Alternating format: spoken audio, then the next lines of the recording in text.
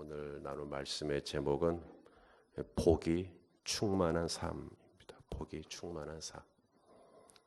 찬송가 1장 찬송가 1장을 보면 만복의 근원 하나님, 만복의 근원 하나님, 온 백성 찬송드리고 저 천사여 찬송하세. 또 찬송가 28장 복의 근원 강림하사 찬송하게 하소서. 계속 강조하는 게 뭐냐면 우리 하나님은 복의 근원이시고 만복의 근원이시고, 성경에서 우리 하나님은 어떤 분이시냐면 우리에게 복 주시기 원하시는 하나님이십니다. 복 주시기를 원하시는 하나님. 민수기 6장 24절에 여호와는 내게 복을 주시고 너를 지키시기를 원하며, 우리에게 복 주시기를 원하시는 하나님. 에베소서 1장 3절 찬송하리로다. 하나님 곧 우리 주 예수 그리스도의 아버지께서 그리스도 안에서 하늘에 속한 모든 신령한 복을 우리에게 주시되. 복 주시기 원하시는 하나님. 우리에게 왜 복을 주시기를 원하실까요?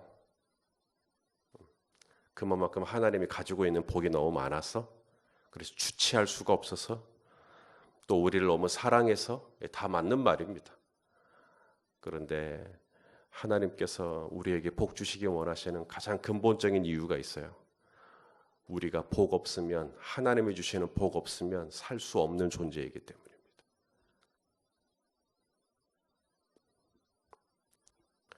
하나님이 복을 주시지 않으면 우리는 한순간도 살아갈 수가 없습니다.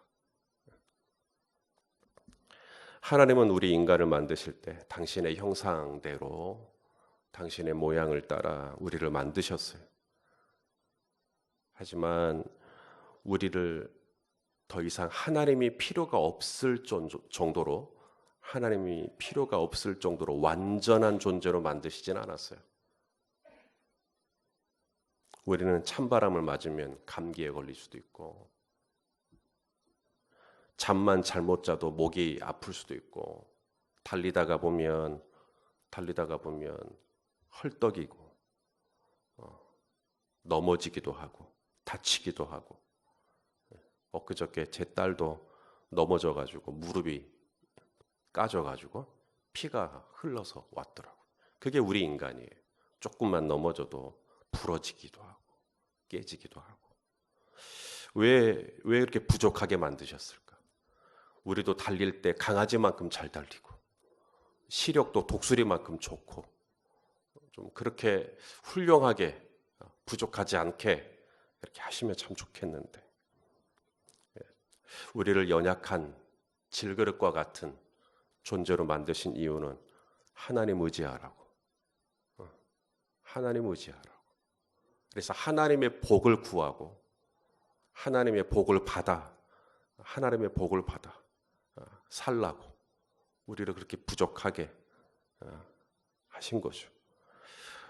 우리가 신앙생활할 때 경계해야 할 것은 기복주의입니다. 기복주의. 이 기복주의, 뭐든지 이게 주의가 들어가면 참 조심해야 돼요.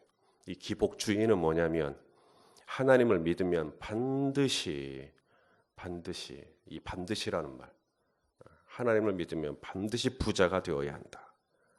물질적으로 풍성해야 된다. 부족함이 없어야 된다. 그게 기복주의입니다. 우리가 경계해야 할 거죠. 성경에 대한 해석 이야기할 때 문자주의. 성경을 문자적으로 봐야죠. 또 문자적으로 볼 수 있는 대목도 참 많습니다. 그런데 문자주의가 돼가지고 성경에 있는 모든 낱말 하나하나를 다 문자적으로만 봐버리면 또 그것도 아주 문제가 생깁니다. 교회에서 여자들은 잠잠할지어다. 문자주의자들은 이제 진짜로 잠잠해야 돼. 고기를 먹지 마라. 그러면 진짜로 고기 안 먹어야 됩니다. 문자주의죠. 문법주의. 해석을 할 때 문법적으로 해석할 필요가 있죠. 모든 본문을 문법적으로 적용을 해가지고 그렇게 간다. 문법주의. 과학은 필요하죠. 과학은 우리로 하여금 객관적인 정보와 또 경험적인 데이터를 의지해서 우리에게 좋은 것들을 많이 가르쳐 줍니다. 하지만 과학주의가 돼가지고 과학이 하나의 종교가 돼버리는 거죠. 그렇게 가는 것은 이제 과학이 우상화되는 거고 하나님을 대적하는 것이 됩니다. 과학적이 되는 건 괜찮은데 과학주의가 되는 것은 위험합니다. 기복적이 되는 것.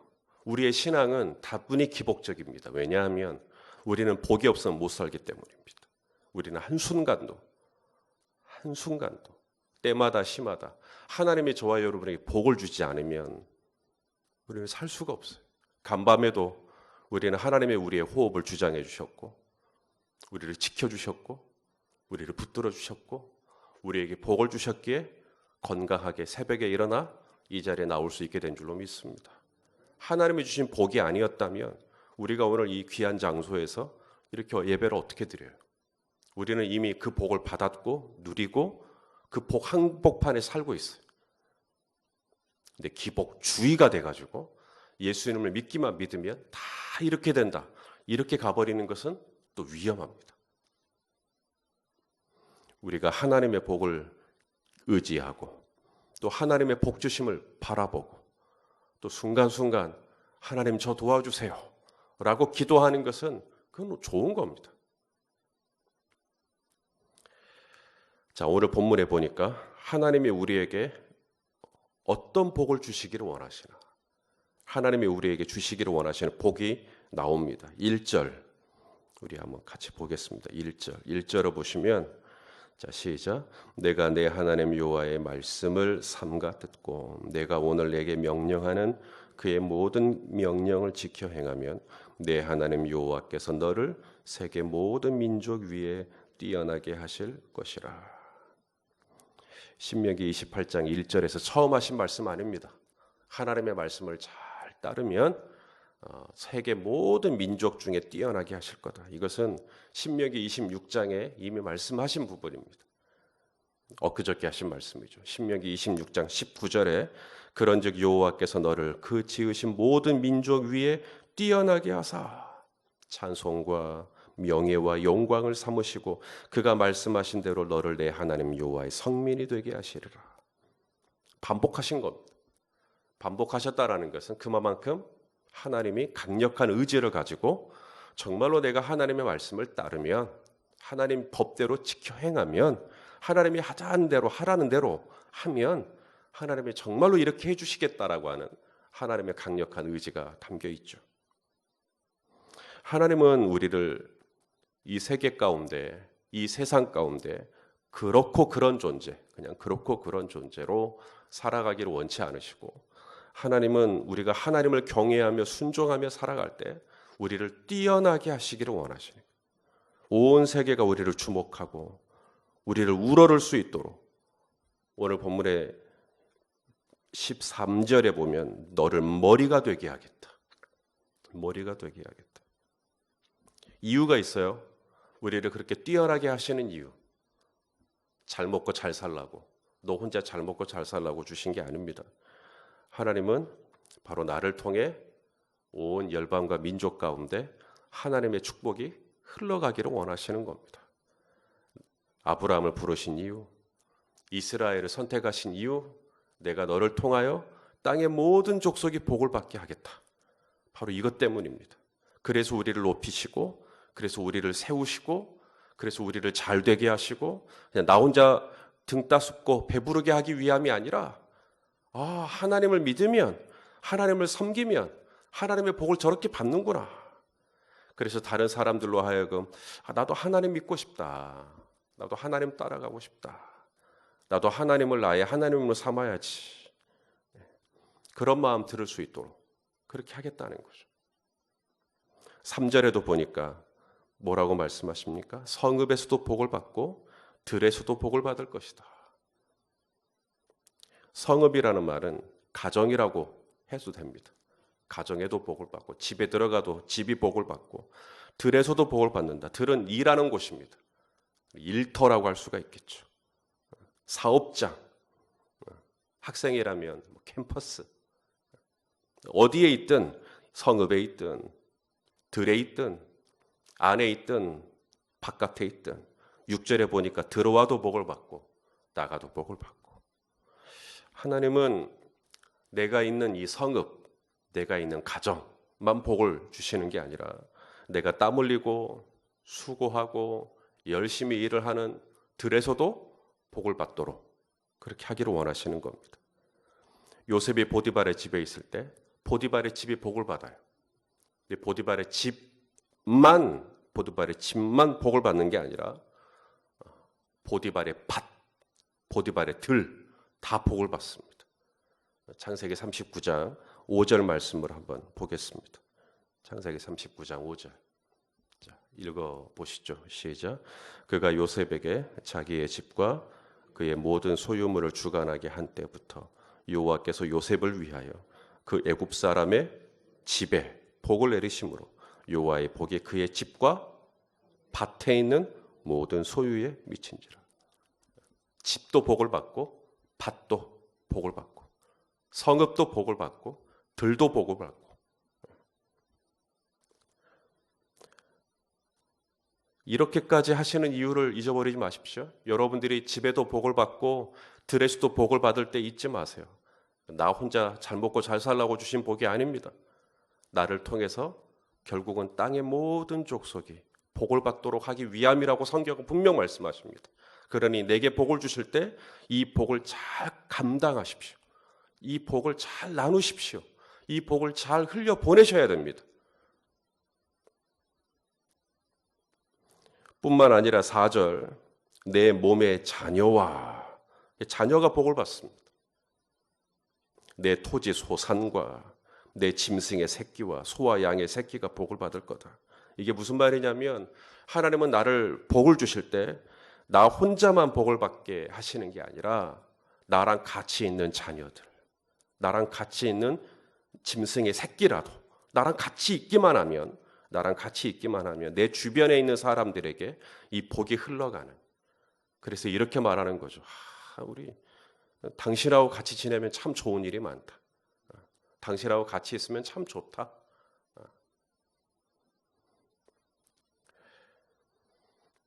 유라굴로 광풍을 만납니다. 사도 바울을 태우고 있는 알렉산드리아 호가 로마로 가는 길에 큰 광풍을 만나요. 그때 그 배 안에 타고 있던 사람은 276명. 276명 중에 우리 하나님을 경외하는 사람은 딱 한 사람, 바울밖에 없습니다.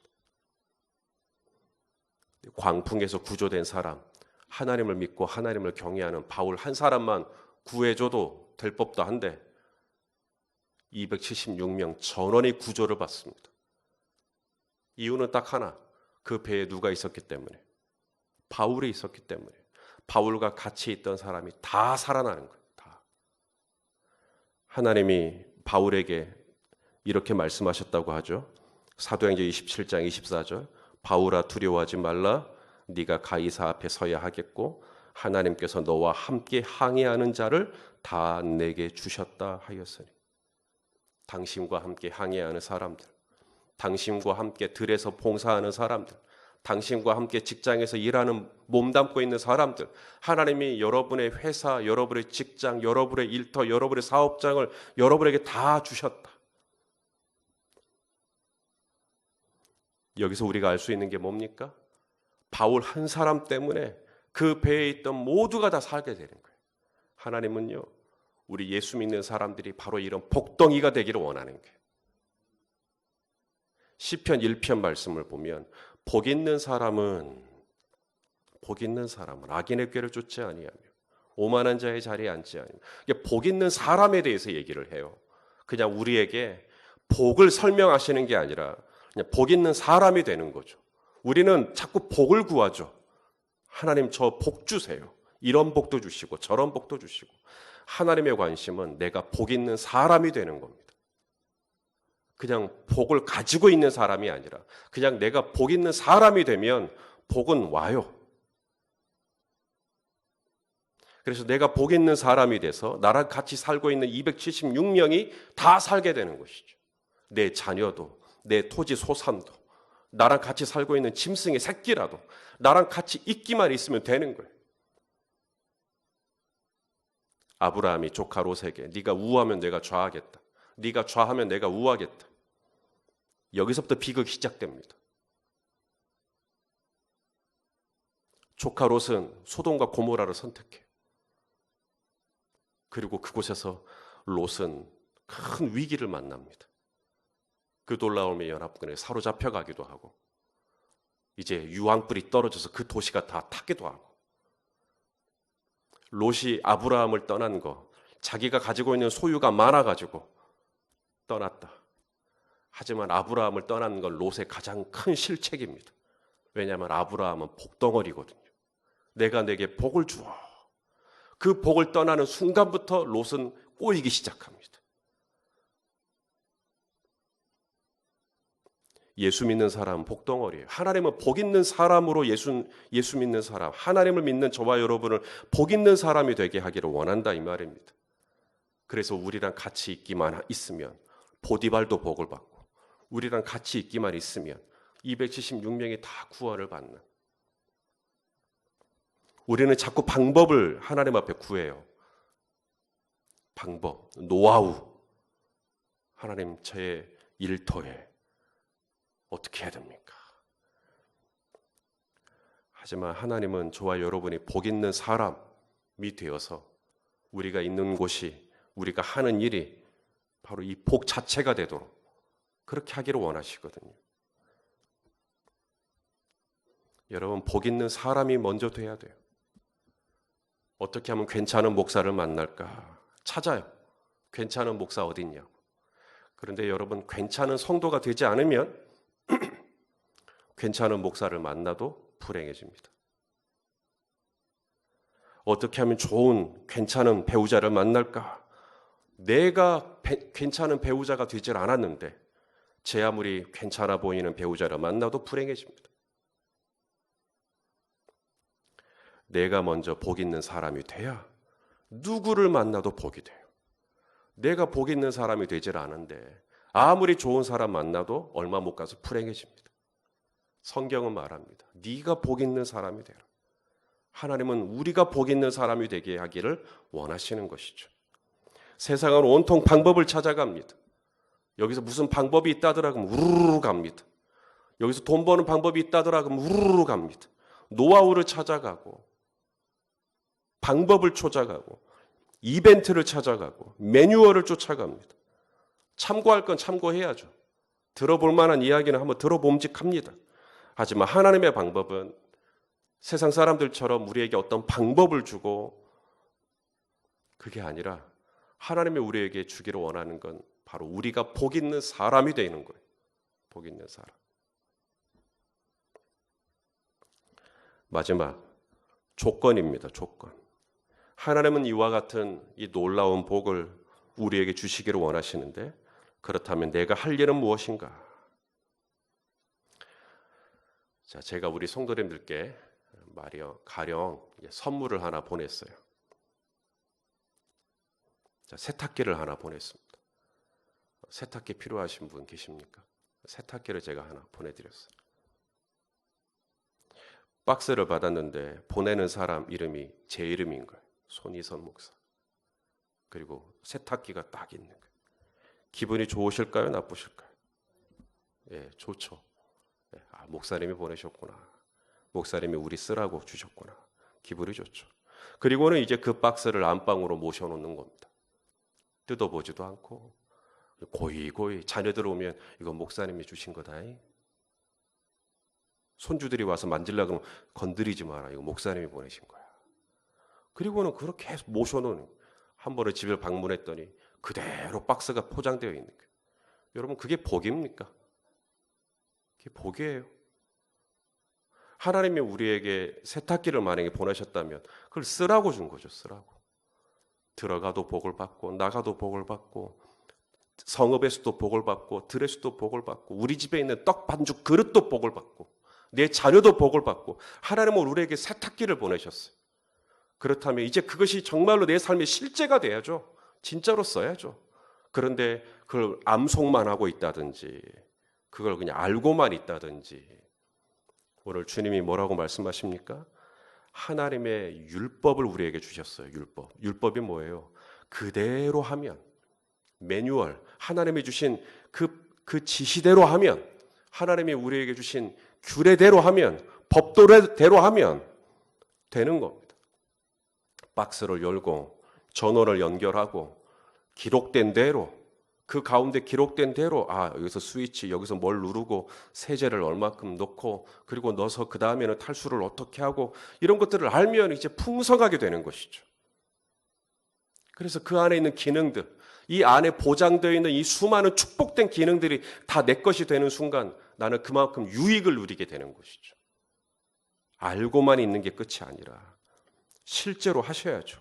오늘 본문 1절에도 보면 내 하나님 여호와의 말씀을 삼가 듣고 내가 오늘 내게 명령하는 그의 모든 명령을 지켜 행하면, 2절에서도 뭐라 그래요? 내 하나님 여호와의 말씀을 청종하면 14절 말씀을 한번 볼까요? 14절 시작. 내가 오늘 너희에게 명령하는 그 말씀을 떠나 좌로나 우로나 치우치지 아니하고 다른 신을 따라 섬기지 아니하면 이와 같으리라. 저와 여러분에게 이 말씀을 주신, 율법을 주신 하나님을 찬양합니다. 이 말씀을 우리에게 주신 까닭은 우리를 부담스럽게 하시기 위함이 아니라 이 말씀대로 하면 무궁무진한 축복이 저와 여러분의 삶에 펼쳐지기 때문입니다. 우리는 복 없으면 못 살아요. 우리는 하나님이 내게 주신 이 복을 받아서 누리셔야 됩니다. 그러기 위해서 우리는 오늘도 말씀을 가까이 하고 그 말씀을 청종하고 그 가운데 기록된 대로 우리는 지켜 행하는 것이죠. 그대로 하기만 하면 이제 세탁기에 담겨있는 무궁무진한 기능이 바로 나의 것이 되는 거고, 이 보장된 축복들이 바로 나의 것이 되는 것이고, 그래서 오늘도 나에게 주신 이 말씀을 쫓아 우리 성도님들이 어디에 있든, 우리 성도님들과 같이 있는 사람들이 우리 성도님들을 통해 하나님의 영광을 보고 하나님의 살아계심을 보고 같이 있는 그 하나만으로도 하나님께 복을 받는, 그 복이 여러분 주위로 흘러가는 통로가 되시기를 예수님의 이름으로 축원합니다.